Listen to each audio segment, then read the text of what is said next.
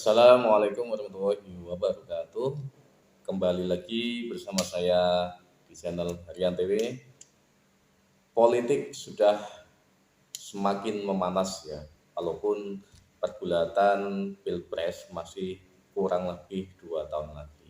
Namun eh, waktu yang masih panjang ini sudah banyak isu-isu yang berkembang di masyarakat ataupun isu-isu yang dilontarkan oleh eh, masing-masing partai politik.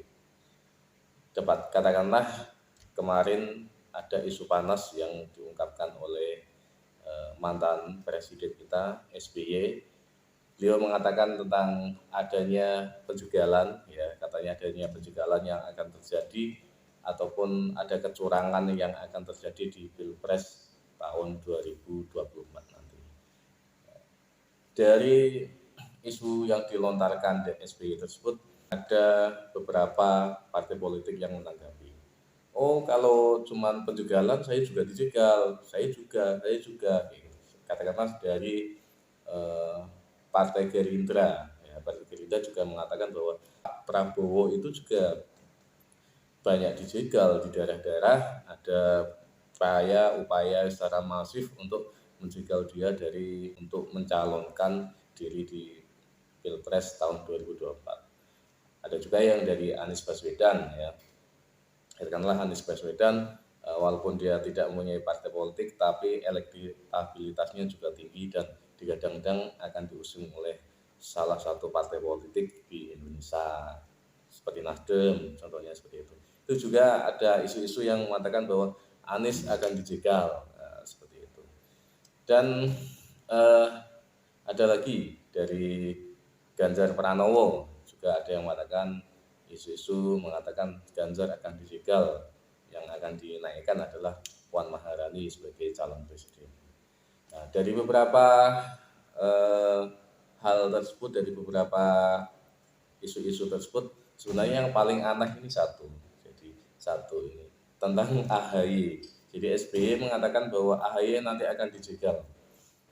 AHY nanti akan dijegal untuk mencalonkan diri di Pilpres tahun 2024. Anehnya kenapa? Satu, dari calon-calon ataupun nama-nama yang sudah saya sebutkan tadi seperti Prabowo, kemudian Anies Baswedan, Ganjar Pranowo, itu kan 3 nama orang yang elektabilitasnya 1, 2, 3, intinya saling berdekatan ataupun saling bersaing. Jadi 3 ini.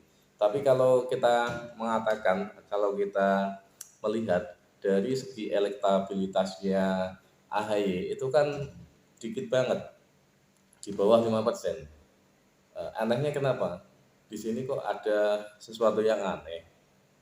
Ada sesuatu aneh yang diungkapkan oleh SBY, mantan presiden kita, yang seharusnya sudah tidak harus turun gunung lagi, seharusnya sudah harus menjadi orang tua, mawas diri, tidak ikut terjun di dunia politik lagi, namun dia merasa bahwa anaknya kayaknya belum siap untuk menghadapi dilematika perpolitikan di Indonesia.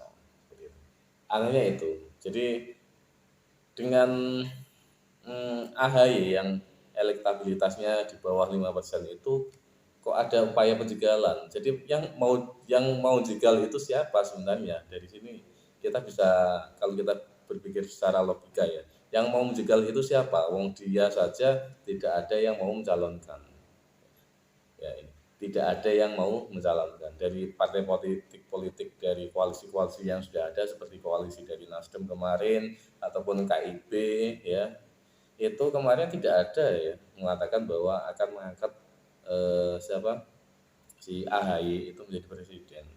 Karena kenapa? Karena elektabilitasnya rendah. Buat apa dijegal? Karena sudah tidak dijegal saja, dia sudah tidak akan mampu naik kalau gitu. Sudah tidak akan mampu lagi naik, kecuali kalau dia mau berkoalisi dengan partai yang sudah ada dan mencapai ambang batas 20%. Itu mungkin baru bisa. Cuman kalau dia tidak mau berkoalisi seperti sekarang kan dia masih lontang-lantung. Ya, masih lontang-lantung, tidak ikut koalisi manapun. sedangkan dia mengatakan mau dijegal. Si alasannya apa seperti ini? Dan SBY pun katanya mau turun gunung. Ya, ini kan suatu pikiran yang menurut saya tidak logis lagi. Ya, jadi kayaknya black campaign ya seperti ini atau kampanye hitam sudah mulai dilontarkan dari berbagai partai politik yang katanya akan saling menjegal satu sama lain seperti itu. Cuman yang paling aneh ya ini AHY yang ingin katanya akan dijegal oleh eh, partai politik lain ataupun akan terjadi kecurangan. Ya kalau kecurangan itu terjadi padanya, apakah dia ikut nanti menjadi wakil presiden atau presidennya? Siapa yang mau mengusung? Kan gitu secara pikiran kita, ya kan? Tuh, dan ini tidak logis lagi. Malah dari sini pun eh, SBY itu menyerang sana sini ya.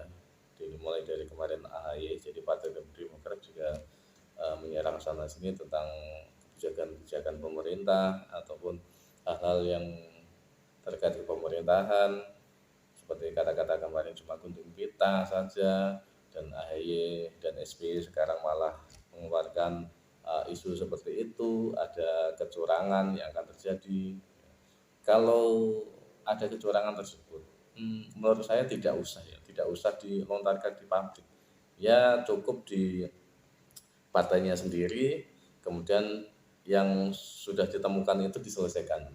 Seperti yang terjadi di Partai Gerindra, walaupun saya juga tidak tahu itu kenyataan atau tidak, itu Prabowo itu katanya mau dicegah ataupun dijegal dari pencalonan dengan dalih ada baliho-baliho yang dipasang yang itu menyudutkan si Prabowo ya, jadi menyudutkan Prabowo Subianto agar elektabilitasnya turun. Cuman dari berita-berita yang ada itu tidak dijelaskan, dari yang melontarkan isu ini juga tidak menyebutkan secara detail apa isi baliho tersebut. Yang jelas katanya itu baliho itu akan menurunkan elektabilitas Prabowo. Itu katanya diselesaikan secara mereka pribadi, tidak dilontarkan ke publik.